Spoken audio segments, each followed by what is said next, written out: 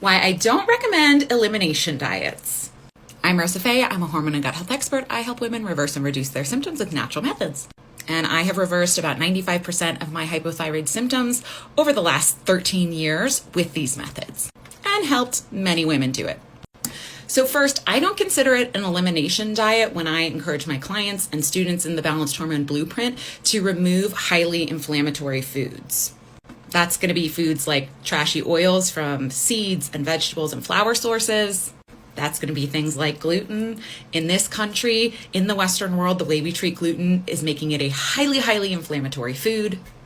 That doesn't include removing things like dyes, natural flavors, things that we know disrupt our health and just should never be considered a healthy food. And it doesn't include what I encourage folks to do in eliminating things like very highly processed sugars like corn syrup and brown rice syrup.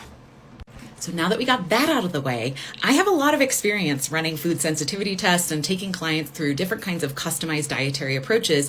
And here's what I've learned over the years. And by the way, there's actually literature that supports this too.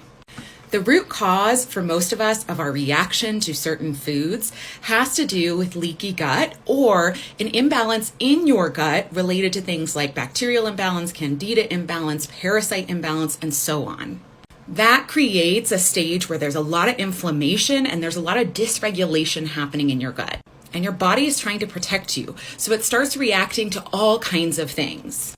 And I know one of the big things that people with thyroid issues often hear is to remove vegetables like goitrogens. These are things like cruciferous veggies. And in this case too, I also just believe cook them and don't make them the main thing in your diet. A lot of times we don't have to be so strict in removing everything we might enjoy in order to heal. We need to actually address the root cause. And the root cause in many cases are things going on in your gut and things going on in your metabolism and a lack of nourishment for your hormones to be able to do what they need to do.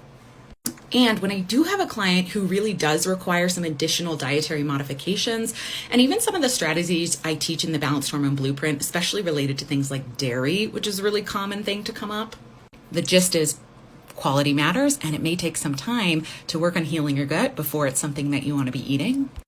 But I only do things like remove groups of, like, for example, nightshade vegetables when I know what's going on at the root. So after we've run tests, after I can understand a little bit of the imbalances happening, because why put yourself through that misery if you don't know that it's going to help? And why put yourself through that misery if you haven't done the work to heal and rebalance your gut? Like, that's a fool's errand. So if you want more support in taking this dietary approach that is very healing, I recommend you grab a spot in the Balanced Hormone Blueprint. It's on early bird special right now.